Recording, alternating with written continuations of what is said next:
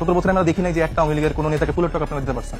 পলায় পলায় থাকতেন আপনারা, এই বিভিন্ন চরে বিভিন্ন বনে বাজারে পলায় পলায় থাকতেন, মানবেতর জীবনযাপন করতেন যারা তৃণমূলের। আর যারা হনু টাইপের নেতা তারা তো বিদেশ, কেউ লন্ডন, কেউ শিলং।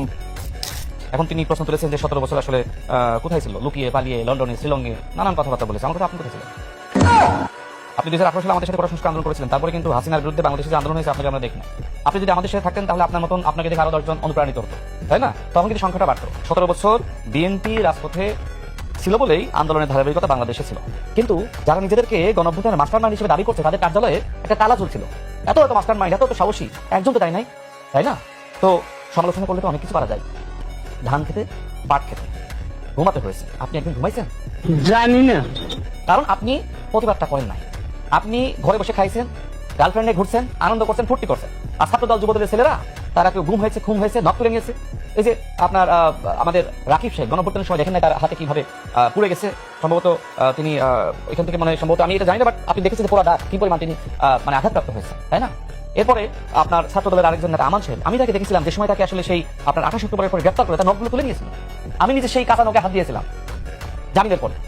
তো অসংখ্য মানুষ সেই ইলিয়াস আলী সাহেবকে গুম করেছে, কত মানুষকে গুম করেছে, আয়না ঘুরে রেখেছে, তাই না? জুলাই গণঅভ্যুত্থানের সময় আপনাকে খেয়াল রাখতে হবে, আবু সাইদ রংপুরে জেনিয়ে শহীদ হয়েছে, চট্টগ্রামের ছাত্র দলের নেতা শহীদ হয়েছে ওয়াসিম। আপনার কতজন শহীদ হয়েছে এই সংখ্যাটা আমি বলতাম না, কতজন শহীদ হয়েছে আপনি যেভাবে আজকে হুমকি দিতেছেন, ধামকি দিতেছেন। আজকে জুলাই গণঅভ্যুত্থানের ইতিহাসগুলো বিশ্লেষণ করেন, প্রত্যেকটা ইতিহাসে আপনি ছাত্র দল, যুবদল, বিএনপির নাম খুঁজে পাবেন।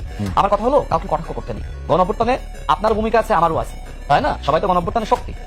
আপনি যে সময় শুরুটা করলেন যে এক ফেসিবাদকে হটিয়ে আরেক ফেসিবাদকে ক্ষমতায় আনবো না, বিএনপির সাথে আপনি 1 থেকে 6 সরকারে ছিলেন না, তখন বিএনপি সাদাবাদ ছিল না, বিএনপি ফেসিবাদ ছিল না, ঢাকা পাইছিলেন, এই জন্য চুপ ছিলেন, তাই তো? এরপরে আপনি একদম গণঅভ্যুত্থানের সময় পর্যন্ত বিএনপির সাথে আপনি আন্দোলনটা করেন নাই, করছেন তো নাকি? এমনকি আপনি নিজে আপনি 12 দলীয় জোটের ইফতার প্রোগ্রামে জামাতের আমির বলেছিল যে শুধু লন্ডনে বসে জনাব তারেক রহমান আমাদের এই যুগপৎ আন্দোলনের নেতৃত্ব দিচ্ছেন। আমাদের সাথে এই আন্দোলনের প্রধান নায়ক জনাব তারেক রহমান, তিনি দূরে থেকেও জাতিকে আমি বলবো অত্যন্ত বুদ্ধিভিত্তিকভাবে এবং সফলভাবে নেতৃত্ব দিয়েছেন। বলছিলেন তো যে আমাদের নেতা, বলছিলেন না? শুনছেন তো ভিডিও আপনি? তো আপনি হঠাৎ করে কি হলো, গণঅভ্যুত্থানের পরে বিএনপি আপনার চোখে খারাপ হয়ে গেল, আর আওয়ামী লীগ কি এমন মানে ভালো আপনার সাথে করলো, আপনি আওয়ামী লীগকে সাধারণ ক্ষমা ঘোষণা করলেন। তো এগুলো তো নির্মম সত্য, তাই না?